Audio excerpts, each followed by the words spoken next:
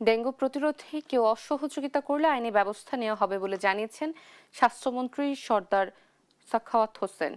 শনিবার সকালে রাজধানীতে ধানমন্ডিতে ডেঙ্গু প্রতিরোধে 3 মাসের বিশেষ অভিযানের উদ্বোধনকালে তিনি কথা জানান। মন্ত্রী বলেন, এবার ডেঙ্গুতে রক্তক্ষরণ হওয়ার সম্ভাবনা দেখছেন চিকিৎসকরা। এ সময় তিনি জানান, আগামী 2-3 দিনের মধ্যে ডেঙ্গু প্রতিরোধে বাড়ি বাড়ি গিয়ে মোবাইল কোর্ট পরিচালনা করা হবে।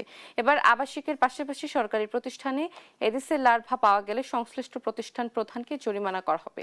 এ সময় ডেঙ্গু প্রতিরোধে সিটি কর্পোরেশনের পাশাপাশি নাগরিকদেরও এগিয়ে আসার আহ্বান জানান ঢাকা দক্ষিণের প্রশাসক।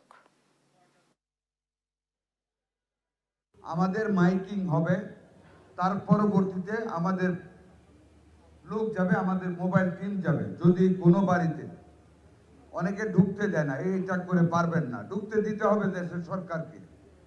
যদি কোনো বাড়িতে ঢুকে আমরা ছাদে পানি পাই, ড্রেনে পানি পাই, বদ্ধ ল্যাট্রিনে পানি পাই, মোবাইল কোড সাথে সাথে জরিমানা করা হবে এবং ব্যাপক হারে জরিমানা করা হবে।